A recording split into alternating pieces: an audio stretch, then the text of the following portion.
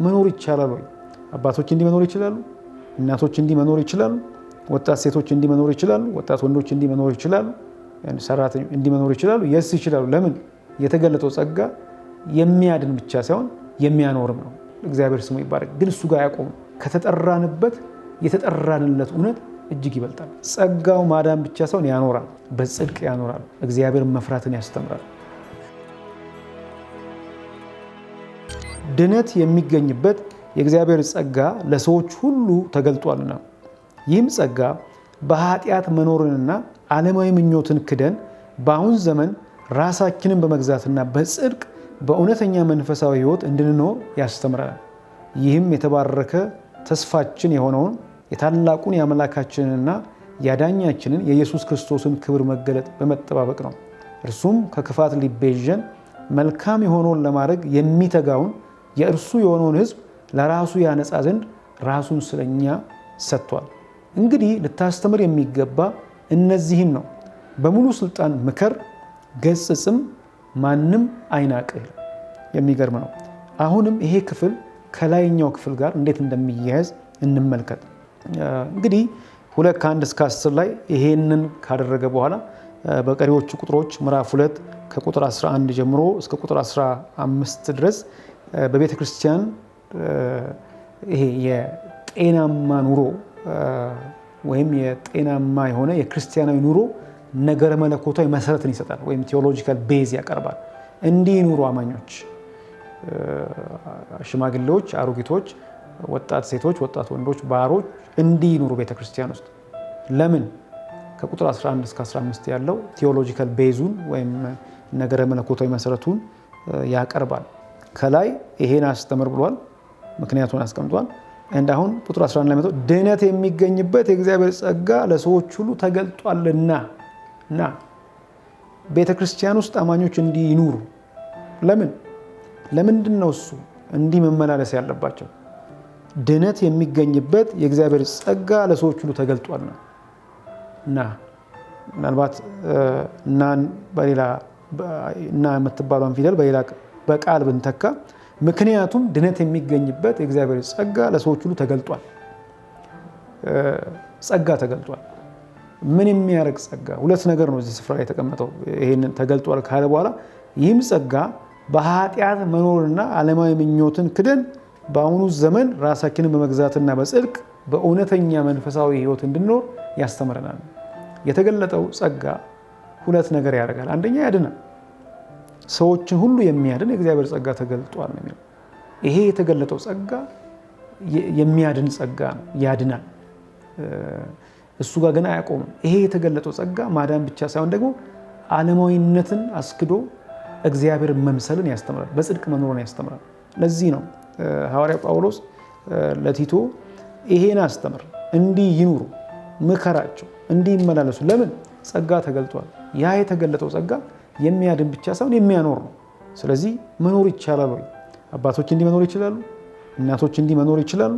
ወጣት ሴቶች እንዲህ መኖር ይችላሉ? ወጣት ወንዶች እንዲህ መኖር ይችላሉ? ሰራተኞች እንዲህ መኖር ይችላሉ? የስ ይችላሉ። ለምን? የተገለጠው ጸጋ የሚያድን ብቻ ሳይሆን የሚያኖርም ነው።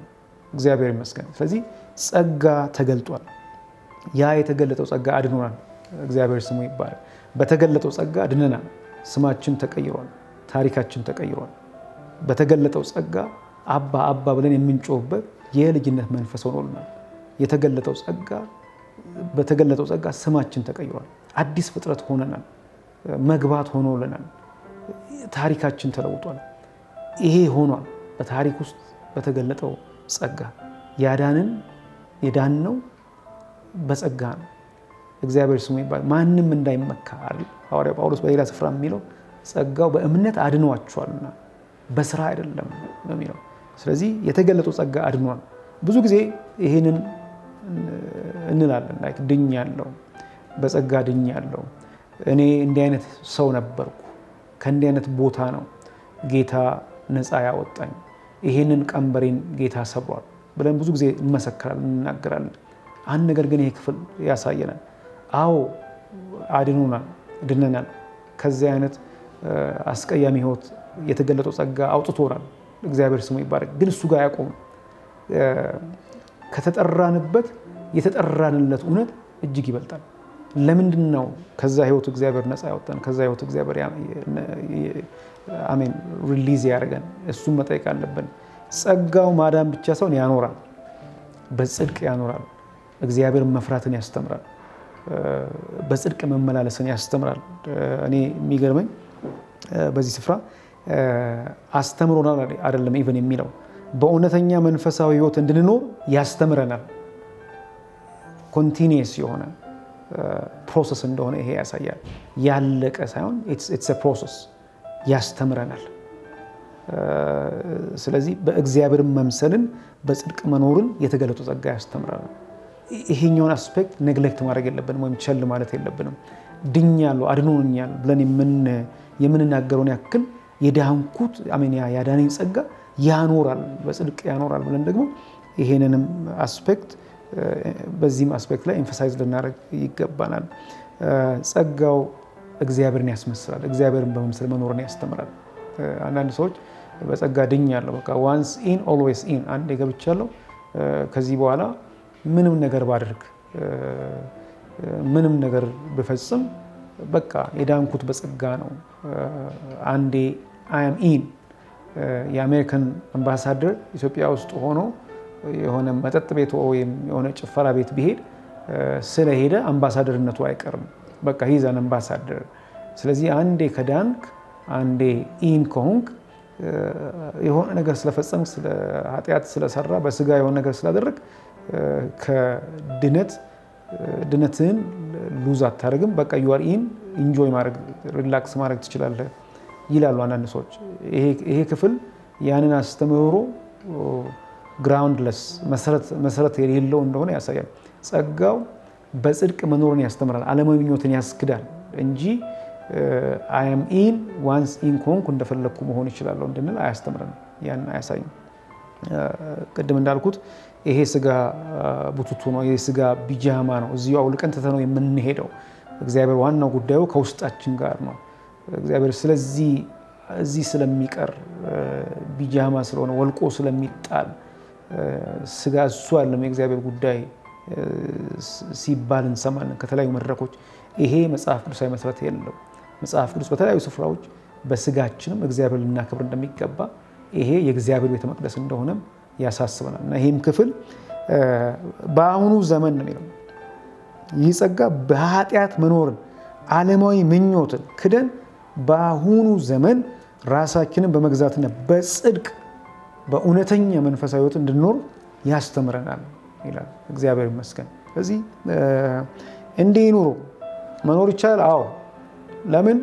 የዳነው በጸጋ ደግሞ የምንኖረውም በጸጋ ነው።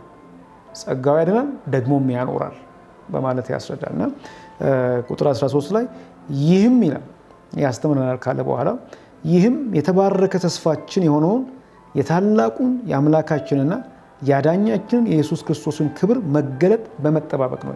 ክርስቶስ ዳግም እስኪመለስ ድረስ፣ ክርስቶስ ዳግም እስኪመጣ ድረስ ጸጋው ኃጢአትን ኖ ብለን እግዚአብሔርን በመምሰል በጽድቅ እንኖር ያስተምረናል። የተባረከ ተስፋችን የሆነው ይላል። ሰዎች በጣም ብዙ ነገር ተስፋ ያደርጋሉ። ብዙ ነገሮችን እንሰማለን። ግን የክርስቶስ ዳግም መምጣት የተባረከ ተስፋችን ነው፣ የማይቀየር የማይለወጥ።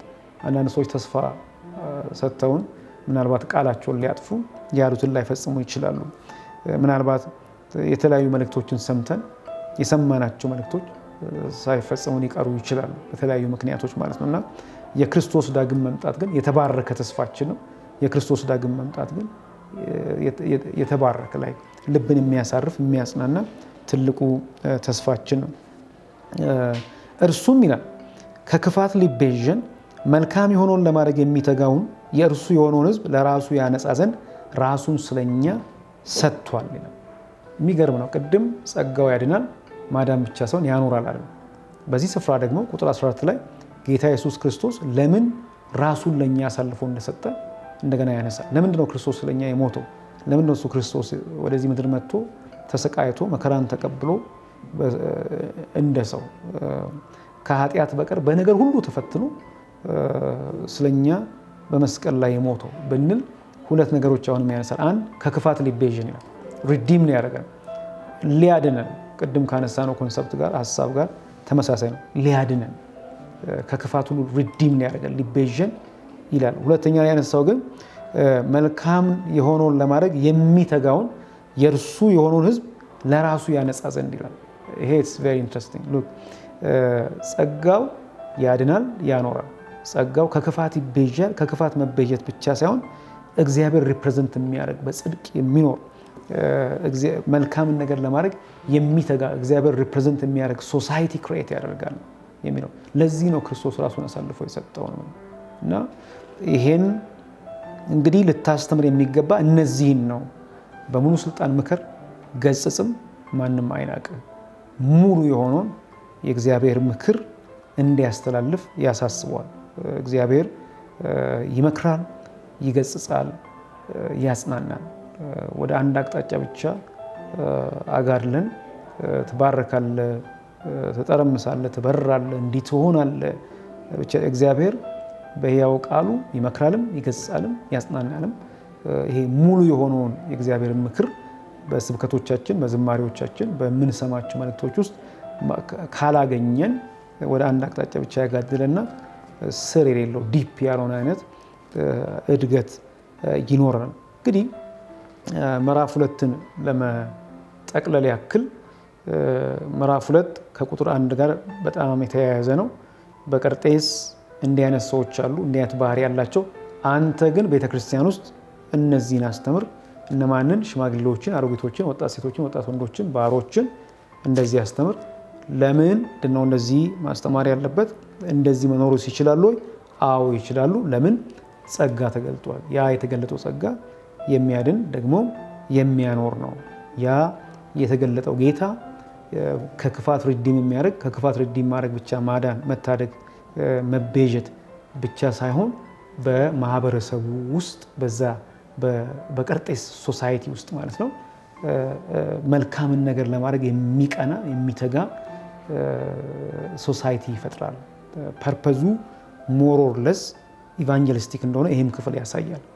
ቅድም ስንል እንደነበረው ስለ ወጣት ሴቶች፣ ስለ ወጣት ወንዶች እና ስለ ባሮች ሲያነሳ ዓላማውን በግልጽ አስቀምጧል፣ ለምን እንደዚያ መመላለስ እንዳለባቸው እና ይሄም ክፍል ያንኑ ስትሬንግዝን ያደርጋል። በዛ ሶሳይቲ ውስጥ በዛ በቀርጤስ ማለት ነው በቤተ ክርስቲያን ውስጥ የምንሰጠው ጤናማ ትምህርት ጤናማ ከሆነ ማለት ነው ትምህርቱ ጤናማ ከሆነ መድረኮቻችን ከተስተካከሉና ጤናማ ነገር የምናስተምርባቸው መድረኮች ከሆኑ በአማኞች መካከል ጤናማ ግንኙነት ይኖራል።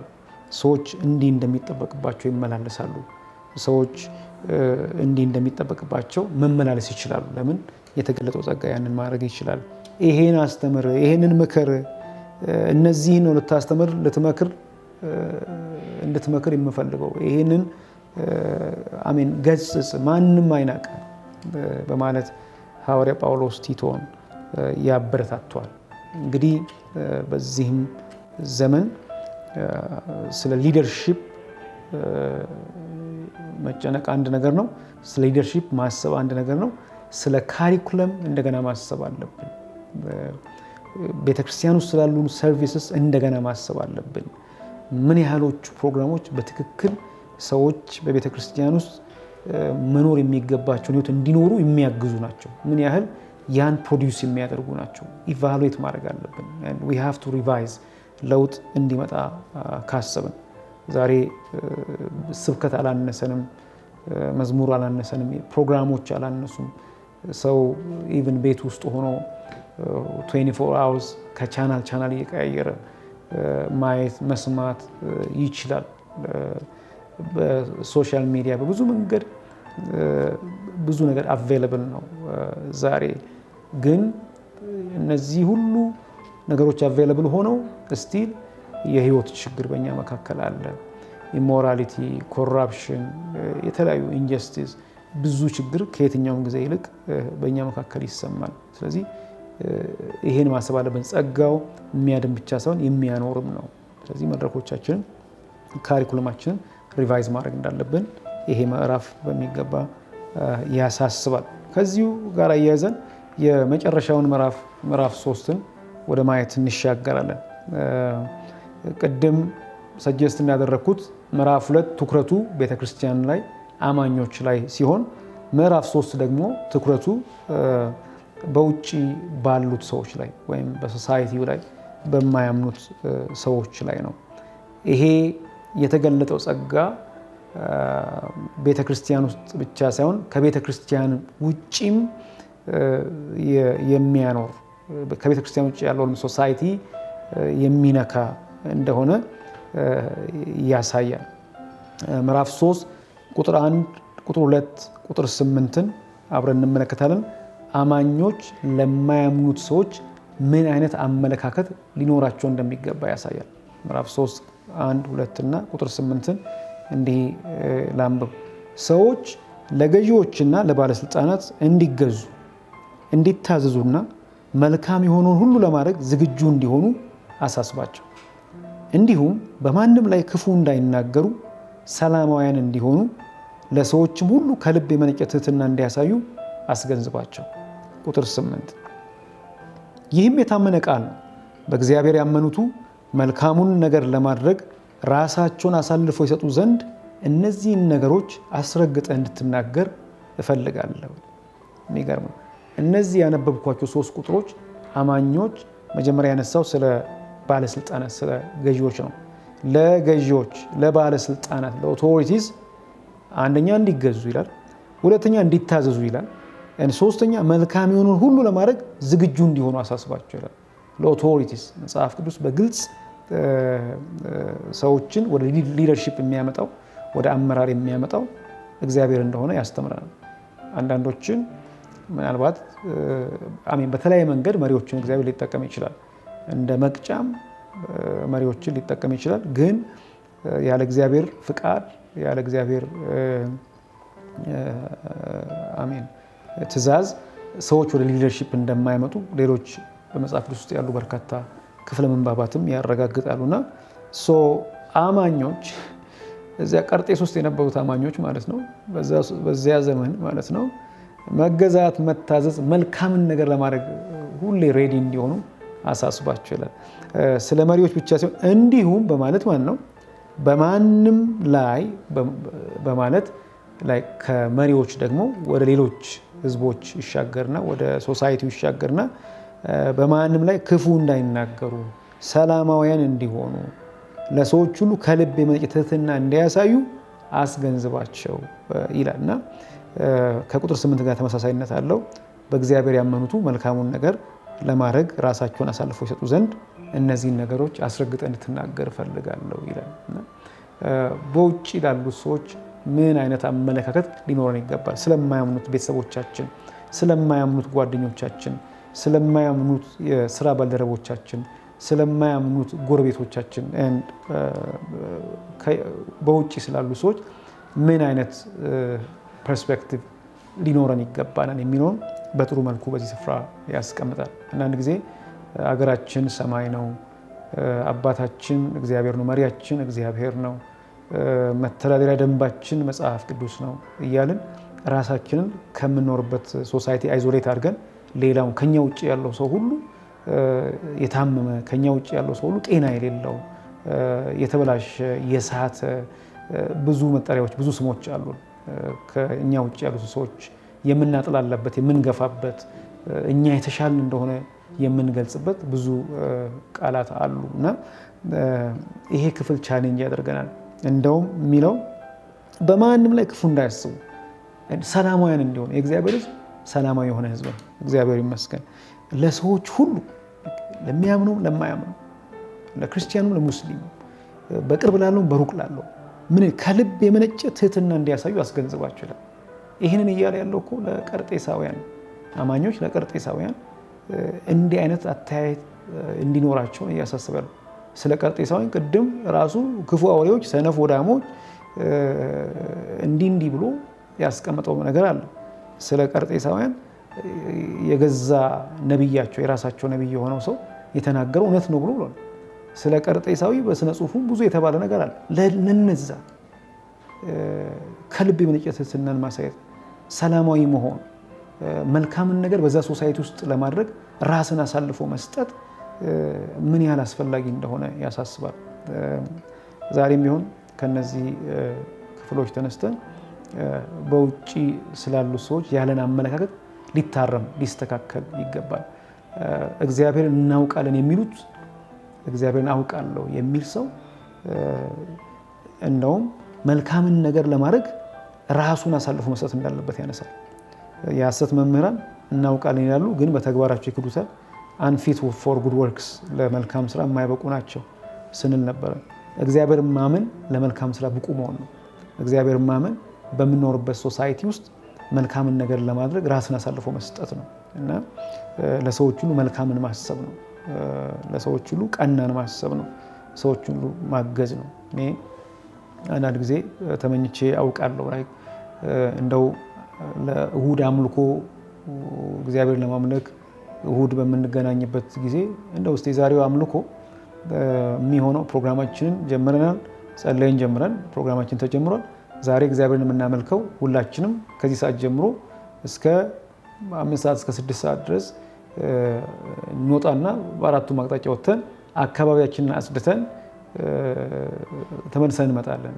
ወጥተን ይሄንን አድርገን ተመልሰን እንመጣለን እንደው ቢባል ተብሎ ተመልሰን ስንገናኝ በጋራ ስንዘምር ያኔ ዝማሪያችን ሚኒንግፉል ይሆናል፣ ስብከታችን ሚኒንግፉል ይሆናል፣ ምንለው ነገር ሞር ጉልበት ይኖረዋል እና የምንኖርበት ሶሳይቲ ውስጥ መልካምን ነገር ለማድረግ መትጋት በሁሉ አቅጣጫ አማኞች ምሳሌዎች፣ አርአያዎች ሊሆኑ ይገባቸዋል። ይሄ ክፍል ያንን ያሳያል።